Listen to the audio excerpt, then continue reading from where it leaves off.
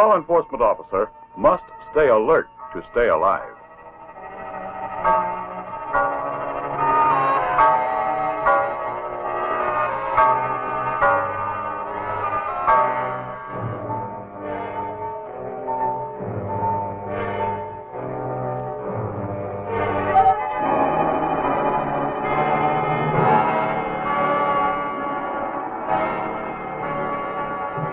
Although you are quite vulnerable to attack, you are not defenseless. For the hands and other parts of the body are valuable personal weapons for defense and counterattack. The hand, used as a fist, is the most common personal weapon, but other parts of the hand may also be used effectively.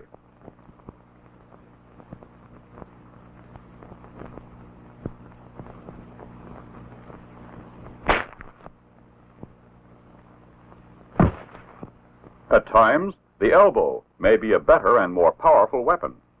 The foot and knee can have damaging effect.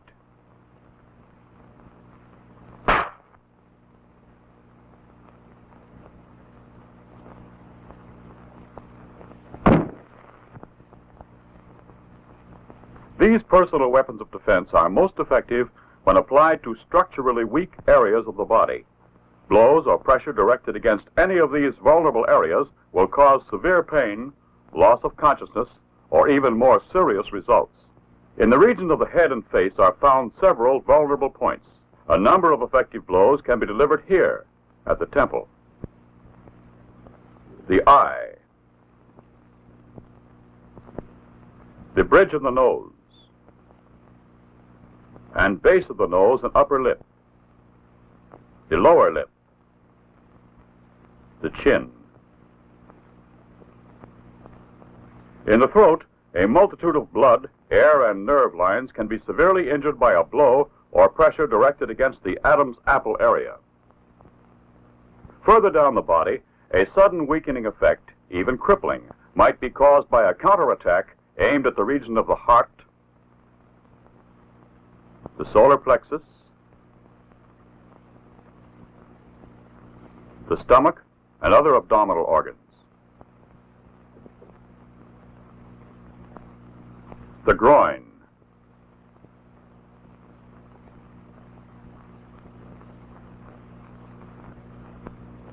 the legs and feet are particularly susceptible to injury through pressure directed against the joints or blows delivered to areas where bones are located near the surface of the skin.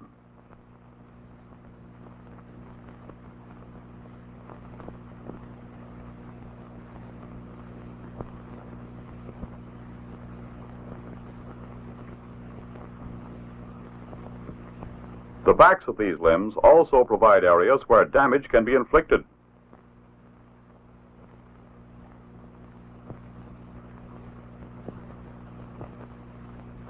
The hands and arms are equally susceptible to injury through pressure against the joints or blows directed against bones near the surface.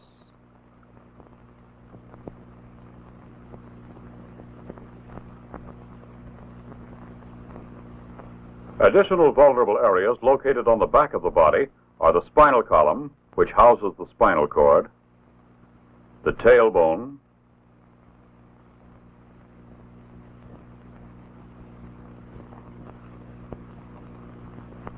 internal organs such as the kidneys,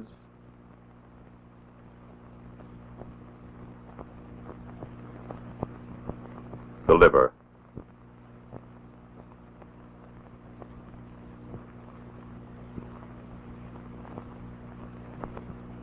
the back and side of the neck, the mastoid, and the ear. It is difficult to find a single area where the proper type of counterattack, skillfully executed, will not handicap or severely injure the criminal who attacks you. Here in the FBI gymnasium, officers studying defensive tactics learn that a basic principle is balance. Only from a well-balanced position can you realize your maximum speed, power, and accuracy in physical movement. In achieving this type of balance, proper leg and foot position is of primary importance. One position of the feet offers better balance than another. But only by constantly shifting the feet and body with the direction of the attack can a well-balanced position be maintained. With proper balance, the principle of leverage can be employed. Leverage is a great equalizer. By skillful use of this factor, it is possible for you to overcome a stronger opponent. The hip throw illustrates how the muscles of the trunk and good general body mechanics can be used to put into practice the principle of leverage. Maximum strength should be directed against a point of minimum strength. The finger lock, more effective than a strenuous counter-assault. Despite physical appearances, always assume that your adversary possesses greater strength. Then use your strength to direct his movements. By pulling when he pushes, pushing when he pulls, it is possible to use the adversary's strength and momentum to your own advantage.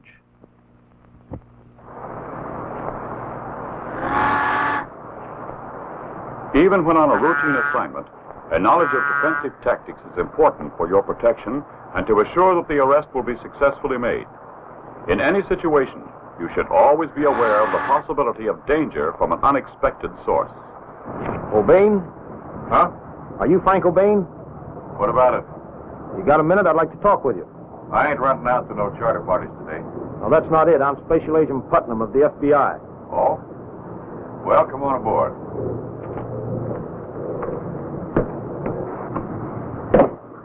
So what's on your mind? It's just a routine check, Frank. I just wondered if you'd heard anything about your brother Roy. I reckon you're going to have to ask him yourself. That's right. Get him up. Start the engine, Frank. My old pal wants to take a swim.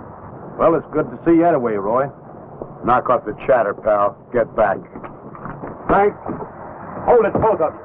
Put your hands up. Way up. You just saw a criminal disarmed. His mistake was holding his gun within reach of the officer. Never hold your gun within reach of a criminal. This is emphasized in the FBI National Academy. Indeed a formidable weapon, but only when handled properly. Disarming is a highly dangerous maneuver and should be attempted only when extreme necessity demands. Though the gun need not be in front of you, it must be within your reach. Judge your distance and act quickly without telegraphing your plan. To move the muzzle away from the body, you have less than half a second. In a large eastern city, two officers were about to make a routine inquiry in an effort to pick up information concerning a fugitive.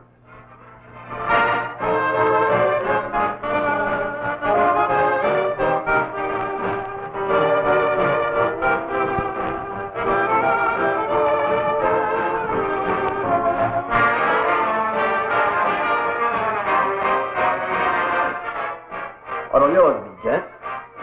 We'd like some help from you. Like what? We're trying to locate this man. Have you seen him in here? No, can't say that I have. A lot of guys come in here, you know, and... Look out! We're FBI agents. Come on, get up out of there. Get up.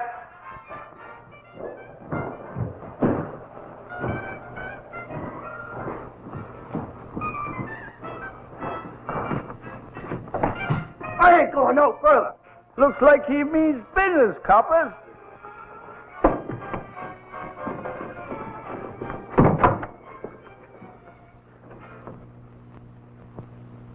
In this situation, the officer's hands were held together to form a wedge to catch the attacker's wrist. Then, a personal weapon was immediately used to subdue the assailant. When necessary to force a reluctant criminal through a doorway, tactics should be employed that take maximum advantage of his exposed, vulnerable areas.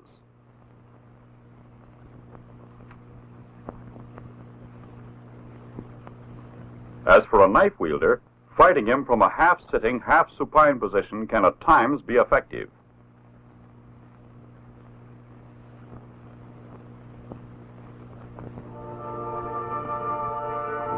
Now let's observe the experience of two officers tracking down some stolen property.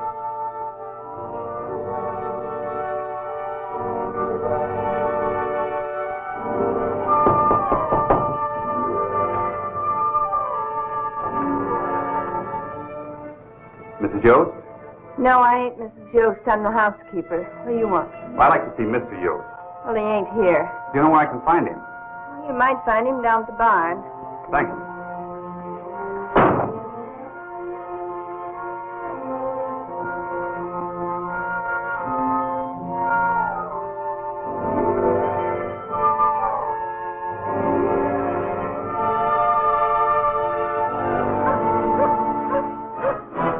Mr. Yost!